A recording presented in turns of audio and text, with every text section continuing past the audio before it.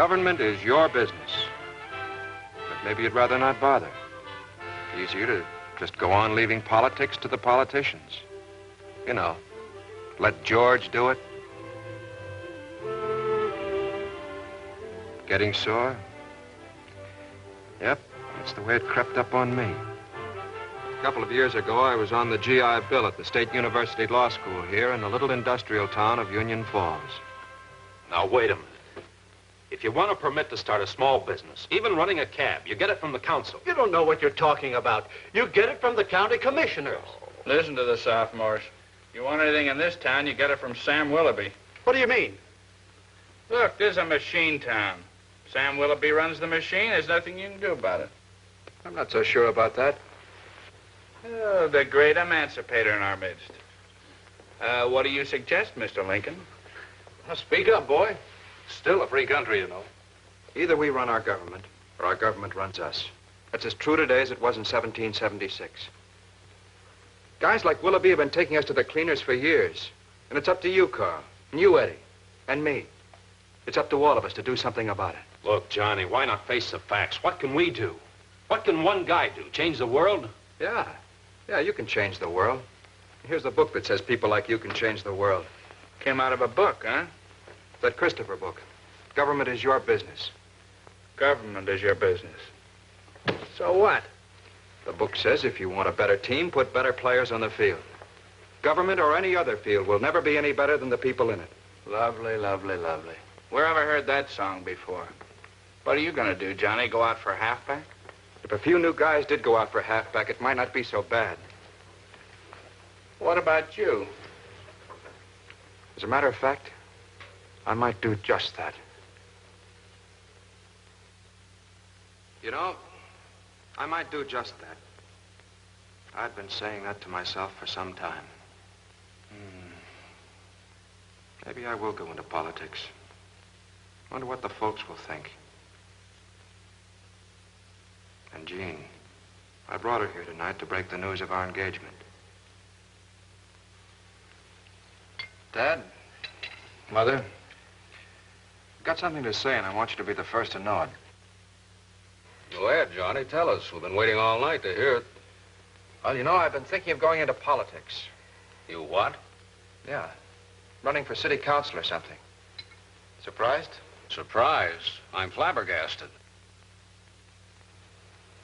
But you're not serious. Pass me the salt. Yes, I am serious. Look, you know what's happening. You read the papers. If ever there was a time for decent guys to go into politics, the time is now. But, Johnny, you'd be bucking a stone wall. Willoughby? He's got this whole town in his back pocket. That's the point. That's what's got to be changed, Dad. I want to tell you that your father and I did not bring you up to turn out to be a politician, a ward healer with a cigar and everything. Oh, please, Mother. I haven't turned out to be anything yet. Your father hasn't worked enslaved all these years to see you get mixed up in something dishonest. The least you can do is to keep your two hands clean. What your mom's trying to tell you is that politics, in this town anyhow, is like a contagious disease. You don't go in with the measles, but you come out with them. But, Dad, it doesn't have to be that way. If a few decent people did go into politics, made government their business, don't you think things would change? But these are rough guys. They'd break you in half. Wherever did you get such an idea? Jean, can't you reason with him? Johnny, you can't. Since I'm not a member of the family, I think I better stay out of family quarrels. Oh, Jean, this isn't a quarrel. Johnny's just wrong. Well,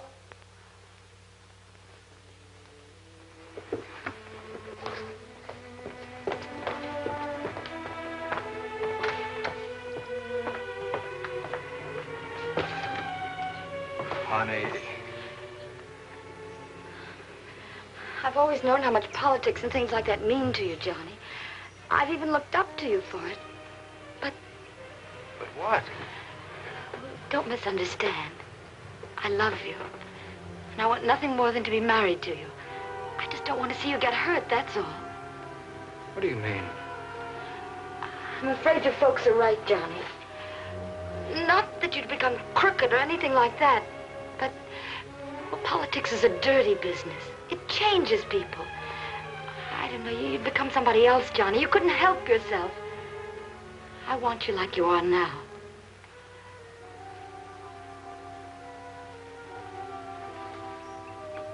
Johnny, Yes. say you'll give up the whole idea. I don't know. I'm glad now you didn't tell your folks about our engagement. Let's not say anything about it for a while. That way nobody's hurt.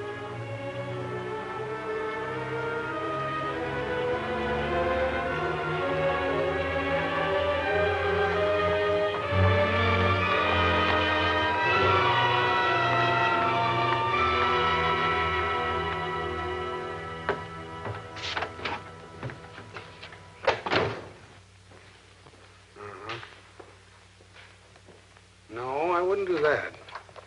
Hi, Uncle Fred. I'll wait out here. No, come in. No, Judy. He just came in. Of course I will. Now, don't you worry. I'll talk to him. What do you want to go into politics for? Oh? My mother? Uh-huh. And your father, too. They took turns. Well, that's why I came to see you, Uncle Fred. I need some advice. Well, the best advice I can give you is stay out of politics. Why? Oh, now, Johnny, youthful enthusiasm is a wonderful thing, but the sign of a man's maturity is when he starts becoming practical. What do you mean by practical, Uncle Fred? Well, for one thing, not wearing yourself out, trying to solve all the world's problems. What do you know about politics? Why do you want to stick your neck out? Well, I guess... I don't know. I guess it's because I have a feeling of responsibility. Responsibility? Johnny, listen to me, will you? I know what I'm talking about. I've been through all this. And I can understand how you feel, too. Because 25 years ago, when I was your age, I had a feeling of responsibility.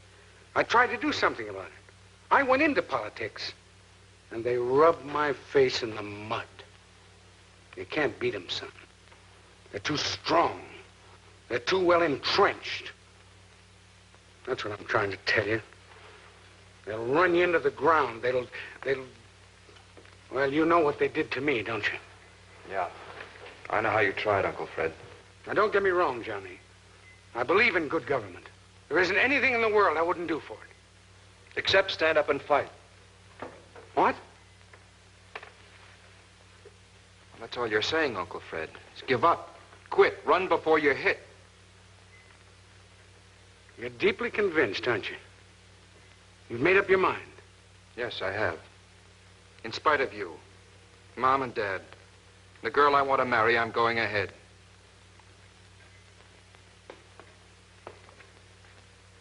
Look, if none of us is willing to do anything about something that's evil, then how can we ever expect to have anything better? All right. I made up my mind. Here's your first campaign contribution. $100. Take it down to the county clerk. That's your fee for filing as a candidate.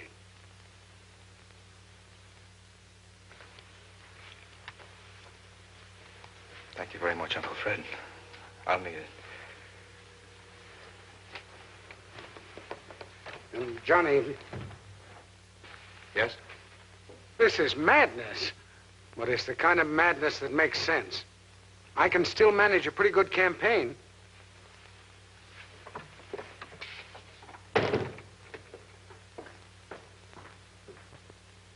That's why I say the time has come for the citizens of Union Falls to start running their own government and stop letting the Sam Willoughbys do it. The very first thing I want to do is to challenge the incumbent to a public debate in the town square. I don't get it. Why are you insisting that I see Willoughby? Well, he called me and asked me to bring you up. Guess it's that challenge to a debate you've been tossing at him.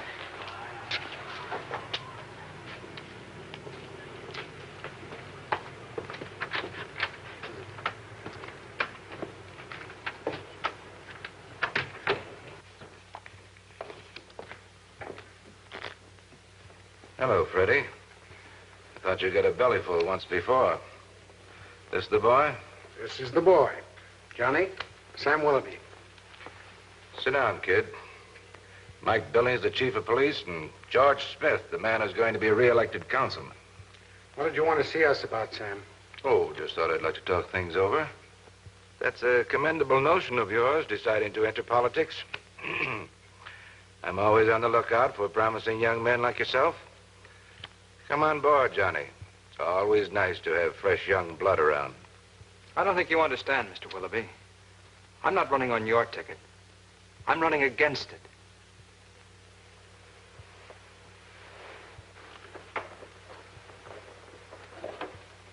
Look, Johnny, politics is my business.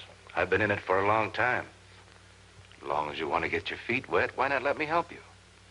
With a little training and experience, a bright young man like yourself could go far.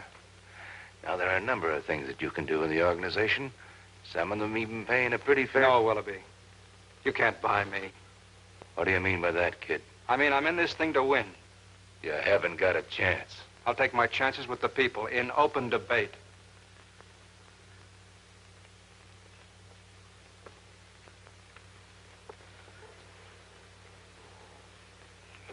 You ever go to the fights? Yeah, once in a while. You know what the referee tells the boys just before the gong? Protect yourself at all times. I know where to punch.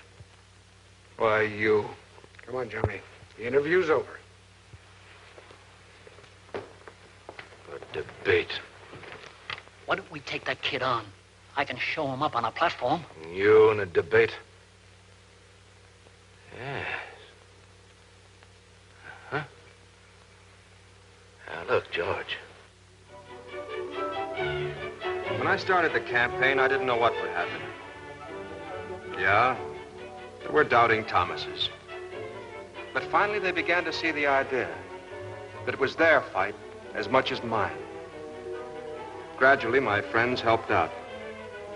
Rang doorbells, passed out campaign literature, buttonholed people on the streets.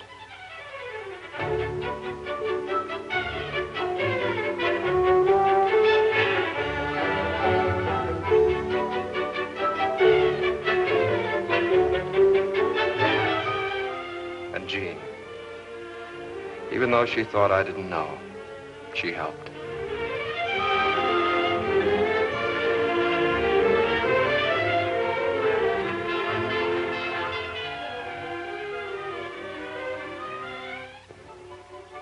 If I've accomplished nothing else, at least I got people doing something.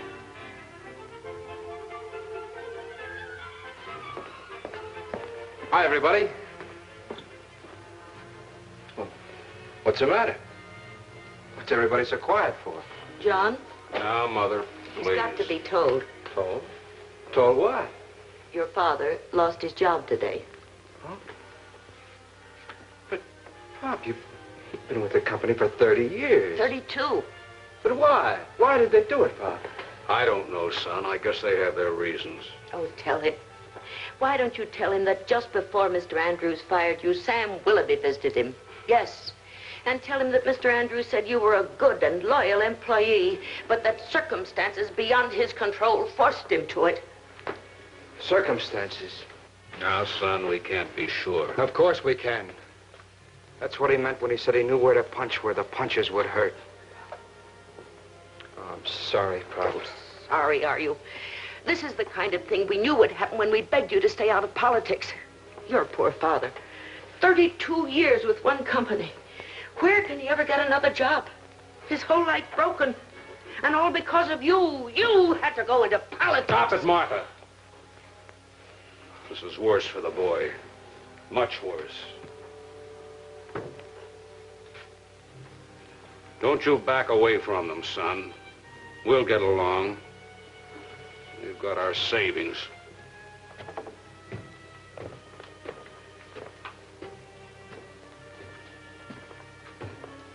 John, the first thing tomorrow, I want you to announce that you're withdrawing.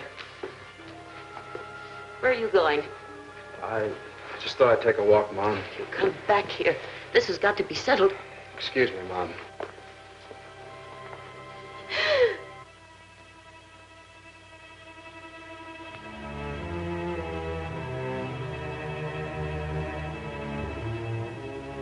This is the kind of thing we knew would happen when we begged you to stay out of politics.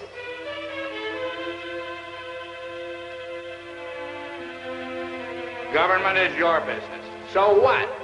Maybe I had to learn it the hard way. They told me to stay out of politics. I just don't want to see you get hurt, that's all. But they're wrong. I know I'm right. Protect yourself at all times. I know where to punch. The best advice I can give you is to stay out of politics. You haven't got a chance. What a price to pay. Pop losing his job. Mom. What a spot for her. So I'm right. But is it worth it? I don't know.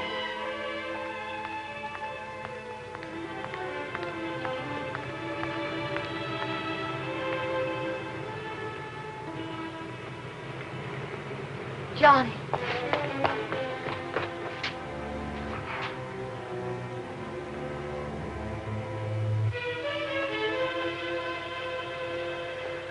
Johnny, I heard about your father. I'm terribly sorry. I feel like such a heel. But Johnny, I don't know what to do. I don't know.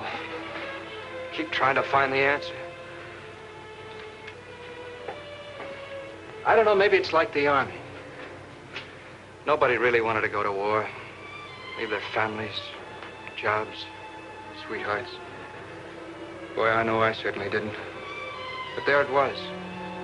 War. Somebody had to go into the trenches and the foxholes, get shot at and killed. And plenty of them were. Was it worth it? They hurt Dad. They hurt Mom. But I can't quit now. Jeannie, if I quit now, it'd be like a whole army running off the field because one guy got hurt. Johnny, just before I got here, I saw your mother. And she said, when you see Johnny, tell him Pop and I are all right. And tell him to go ahead and fight back.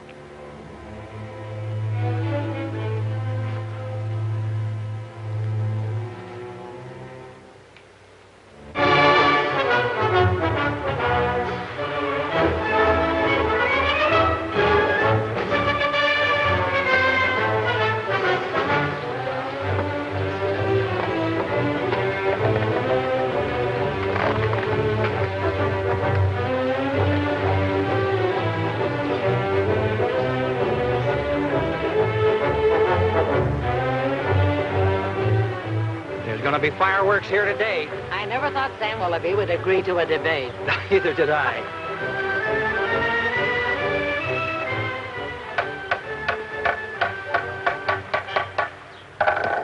As mayor of Union Falls, it gives me great pleasure to preside at this debate. And because of the importance of this event, we have arranged for a statewide broadcast. And folks, at the very end of this broadcast, our governor will speak to us from the state capitol. And you all know who our great governor favors in an election like this. Due to sudden illness, Councilman Smith will be unable to appear today. However, the Honorable Justin K. Jestro, Speaker of the State Legislature, has consented to come down and address you. Jestro? Why, he's one of the slickest attorneys in the country. A national committeeman, the state keynoter.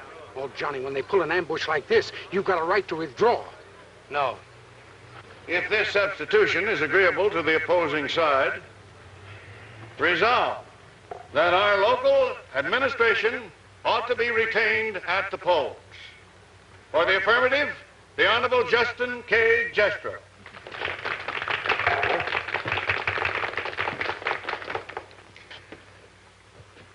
Ladies and gentlemen, it's been 10 years since last I was down in this corner of the state. Gives me a good feeling to see so many of my friends out to welcome me. You know what we've been doing the last 10 years, however. We've been working. We haven't been going around making wild-eyed speeches or engaging in any harebrained, ineffectual schemes. We've hewed to the good, hard, everyday task of work. You know, it's the funny thing about work. It isn't romantic. Governor, we have to live with Jestro, but we don't have to listen to his empty oratory. Do you really think I ought to go through with this broadcast? Well, Governor. I know Jestrel and Willoughby are in the party, but I never did care for that crowd or their methods. Remember, Governor, your own re-election comes up next year, and Willoughby controls a lot of votes downstate. All right. Show me what I'm to read. Tune up Jestrel so we'll know when we go on. The sooner this is over, the better. And that's why I can understand how a young man engaged in the tedious study of law would rather daydream or concoct some pleasant plan to escape from doing it, such as rowing a young lady around the lake in a boat or dropping a line over the side for some bass. I remember, I was young once myself. Some days I preferred the young lady, and other days I preferred the bass.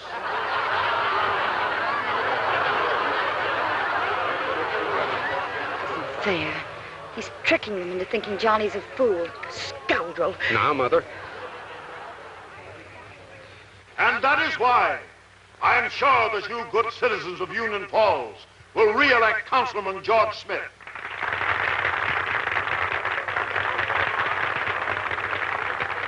I thank you.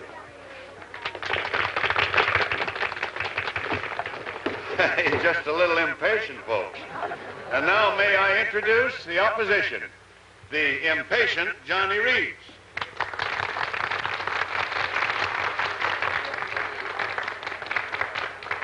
Yes, I am impatient.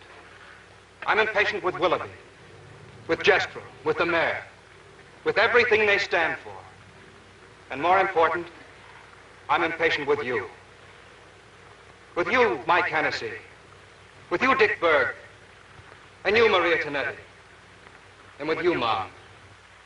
And you too, Dad. You don't mean any harm. None of you do. But I must say you're not doing any good. Because each of you in your own way makes possible the mess we're in.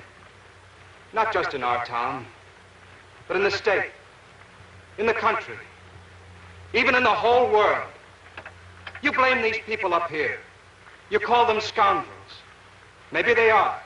But remember, their only strength is your weakness. Tell me, what have you ever done about looking into public affairs? How many of you have ever encouraged one honest person to take up a career in government? In fact, how many of you have ever encouraged a son or a daughter to go into government? Has it ever occurred to you to study the candidates, to look into their records, to inquire if they've lived up to their promises? How many of you participate in political meetings? In fact, how many of you ever even bother to vote? It's our country. One day we're going to be asked what we ever did for it. And I, for one, want to be able to stand before Almighty God and say I tried. We talk about self-government, but most of it is just so much talk. Why, nearly 40 million Americans didn't take the trouble to go to the polls in the last national election. How many of us were among those 40 million? And we call that self-government. If this be self-government, we are inviting world disaster. What can you do about it? Right here in our little town, each of you can individually and personally start changing the world for the better. How you vote is up to you. It's between you and your conscience, between you and God. But the only thing that's really important is that you make your voice heard, that you vote. Vote for whomever you will, but vote. Vote! Vote! Vote!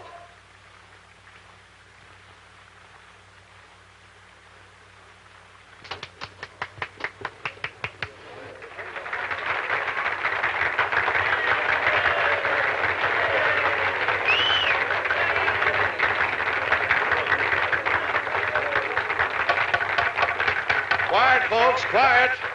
And now from the state capitol, here's our great governor.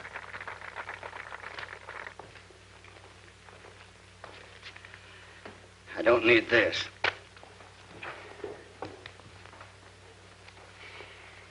Ladies and gentlemen of Union Falls and of our state, I've been listening to the words of a young man.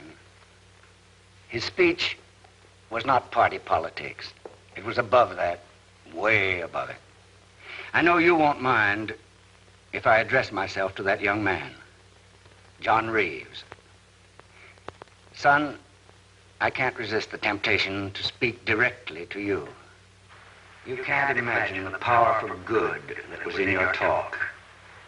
I dare say thousands in every corner of the state have been listening to you and have taken new heart from your words. It's with a humble spirit that I acknowledge to all that you are living proof of what one person can do.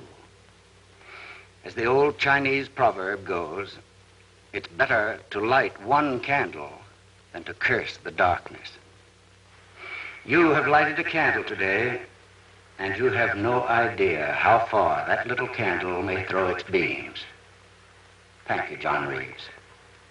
And God grant there may be many more like you throughout our state, throughout the land, who realize that government is their business.